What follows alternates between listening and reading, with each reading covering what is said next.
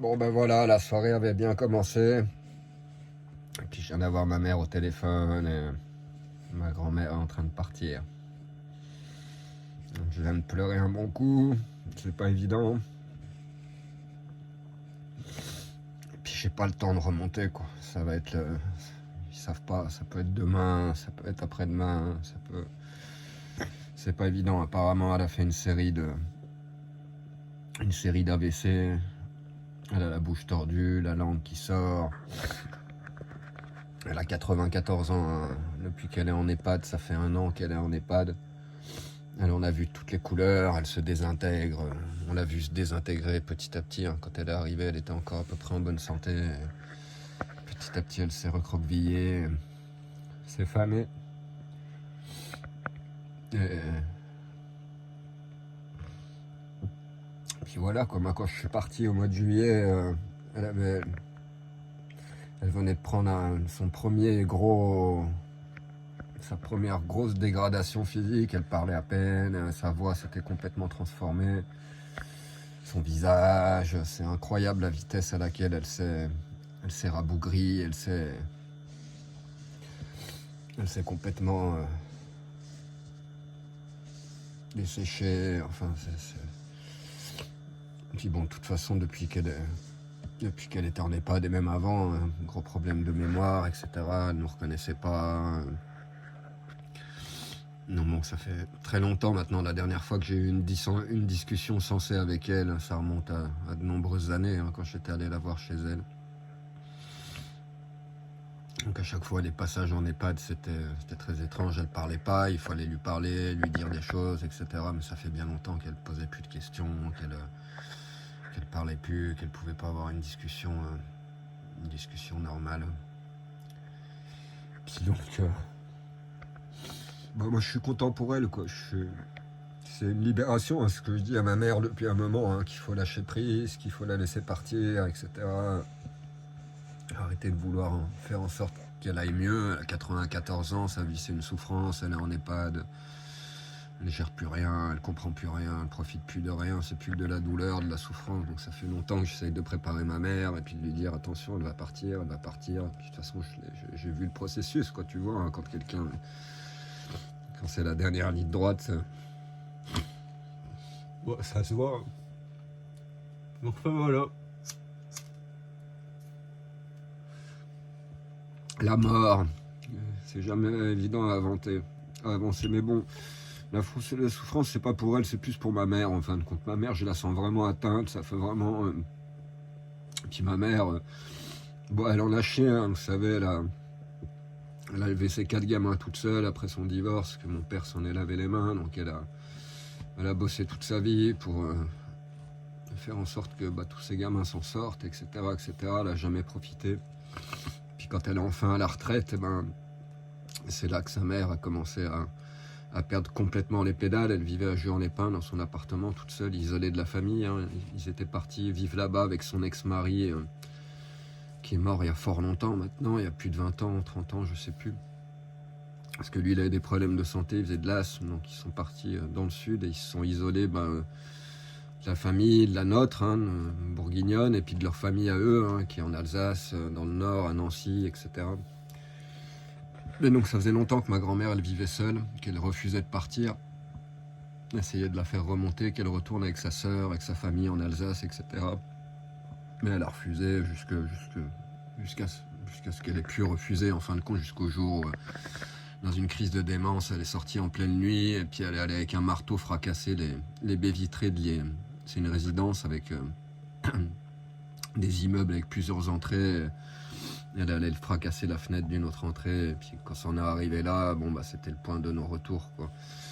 Là, ma mère l'a fait remonter de force, l'a mis en EHPAD, etc., etc., parce qu'elle ne pouvait plus être seule. De toute façon, ça faisait longtemps qu'elle ne gérait plus rien, que ce soit la bouffe, le ménage, etc. C'était des aides qui venaient à domicile, etc., etc. Et donc, on ne pouvait pas la forcer. De toute façon, elle était chez elle. C'est là qu'elle avait les derniers souvenirs avec son mari. Et donc, il a fallu attendre que la situation soit vraiment critique pour la forcer à remonter, puis pour la mettre en EHPAD, quoi. Et donc ma mère qui était à peine à la retraite, qui commence tout juste à enfin pouvoir profiter. Tout son début de retraite a été consacré, dédié complètement à sa mère, quoi. Au début, c'était des allers-retours sans fin, j'en ai plein.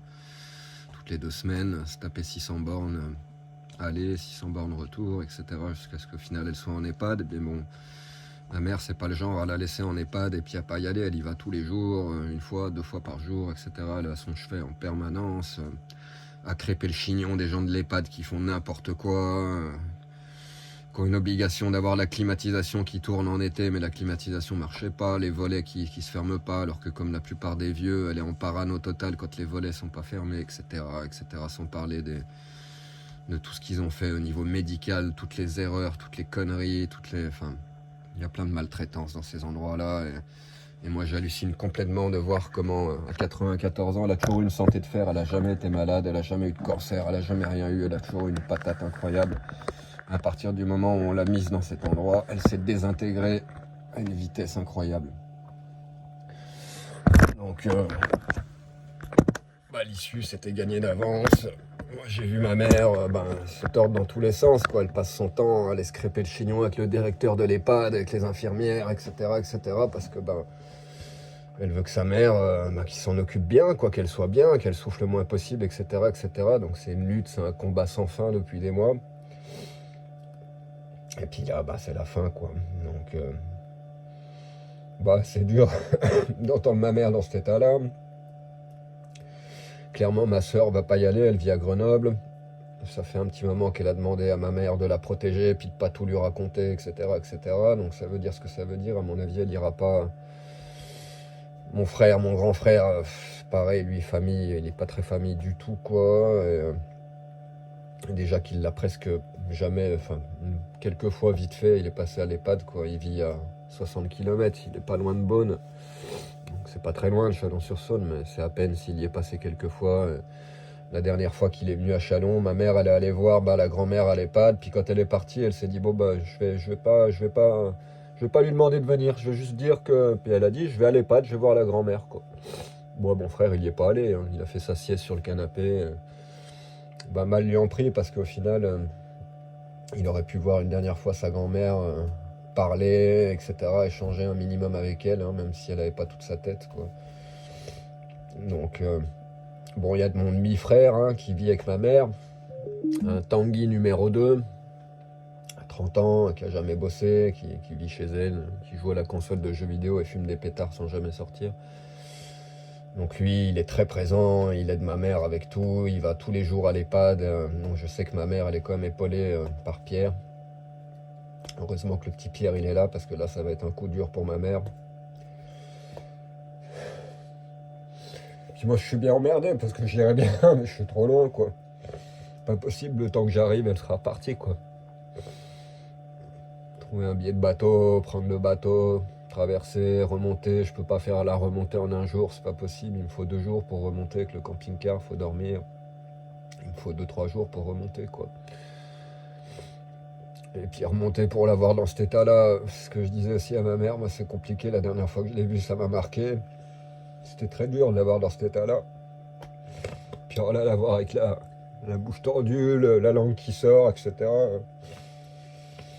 Donc fait chier, quoi. Ma mère, elle est toute seule face à ça. Enfin, pas toute seule non plus, il y a mon demi-frère, quoi. Mais puis moi, je peux pas être là, quoi.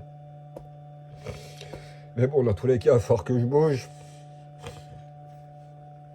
Forcément, je peux pas ne pas être là pour l'enterrement. Moi qui pensais descendre dans le sud de l'Espagne, jusqu'à ce que les températures remontent, on dirait bien que il va falloir que je remonte, quoi. Je peux pas ne pas être là à la cérémonie d'enterrement, en tous les cas. Donc ma foi, je crois que tout ça, tout ce que je pensais qu'il va falloir que j'amorce pour cette année, il va falloir que ça s'amorce plus tôt. Si je remonte, je vais pas redescendre, clairement. Je vais remonter, je vais foutre le camion en vente, puis je vais partir voyager. Ça, je décrocherai un petit peu de YouTube, de tout ça, de tout ce bordel là, et puis je vais prendre un petit peu soin de moi. J'ai besoin de voyager, j'ai besoin de déconnecter de beaucoup de choses, et puis là, c'est la cerise sur le gâteau. Mais bon, Ça va être une libération pour ma mère, parce que c'est pas une vie non plus de passer son temps à l'EHPAD, d'être au chevet de la grand-mère qui comprend plus rien, enfin c'est terrible, c'est vraiment c'est une souffrance, c'est une douleur pas possible, donc ça va être dur forcément, surtout qu'elle a fait tout ce qu'elle a pu pour prolonger sa vie, quoi. Dans d'autres conditions, elle aurait pu vivre facilement jusqu'à 100 ans, mais la solitude extrême, l'isolement, ben, ça aboutit à ça.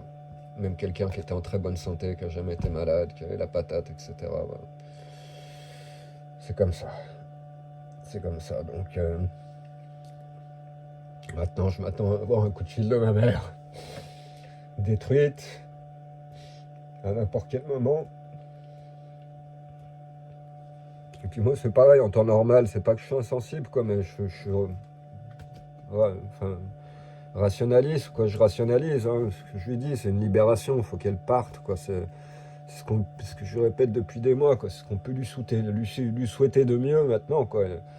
C'est plus une vie, là, ce qu'elle vit, c'est l'horreur, c'est la fin de la fin. Donc maintenant, tout ce qu'on peut lui souhaiter, c'est qu'elle parte le plus vite possible. Puis ça fait des mois que ma mère me dit non, puis qu'elle se bat et qu'elle refuse d'accepter cette réalité. Donc c'est là que c'est dur, quoi, parce que si, au final, bah, j'avais raison, quoi. C'est plus de la souffrance, enfin... Mais bon, d'un autre côté, ma mère ne pouvait pas la laisser à l'abandon dans l'EHPAD, maltraitée, etc., etc.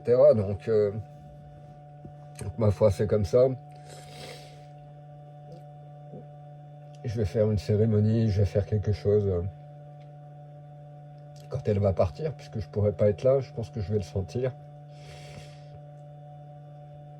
Et puis bah, je vais jouer pour elle.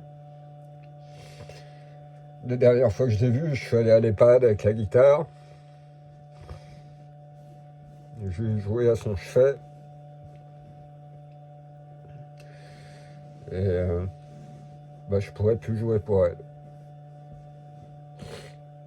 Elle adorait quand j'allais à Jean-les-Pins avec la guitare. Il y a 5-6 ans, bon, je commençais à peine à jouer, quoi, mais je jouais sur le balcon et partout. Elle aimait bien ça, écouter la musique, écouter la guitare, ça lui faisait du bien. Donc bah c'est pas grave, je vais jouer par elle pour quand elle partira. Brûler quelques encens. Peut-être un petit mot sur la mer ou quelque chose. C'est marrant parce que c'est vraiment... ça n'a jamais été quelqu'un de très chaleureux, ma grand-mère alsacienne, humour noir, ancienne génération, tu vois jamais sourire, tu vois jamais rigoler, etc. Toujours dans le dark. Quand on allait chez eux, quand on était gamin, tu pouvais pas aller dans le frigo, etc. C'était les mains à table, c'était vraiment la vieille éducation, c'était serré, c'était les gens qui ont vécu la guerre, qui ont plein de traumatismes, etc. Enfin, ça n'a jamais été quelqu'un de très chaleureux. Et par contre, elle a toujours été là, quoi. C'est elle qui m'a payé le permis de conduire parce que ma mère, elle pouvait pas. Sans elle, je pourrais même pas conduire le camion aujourd'hui. C'est elle qui a payé les frais d'avocat quand il y a eu des problèmes avec mon ex-femme, avec le divorce, etc. Enfin bref, elle a toujours été là, hein, moralement, psychologiquement, économiquement, financièrement, matériellement, etc. C'est elle qui a relevé ma mère quand elle s'est divorcée. Hein. C'est elle et son mari qui l'ont aidé à acheter sa maison, etc. etc. Enfin, tu vois, les anciennes générations, même s'ils n'étaient pas très marrants, pas très souriants, pas très rigolants, bah, quand on avait besoin d'eux, ils étaient là, quoi. Toujours. Et c'est de ça que je me rappellerai. La petite grand-mère, quoi.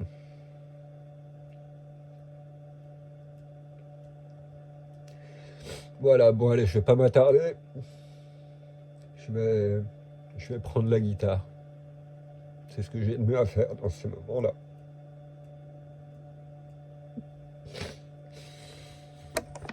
Bonne soirée à tous. Ciao.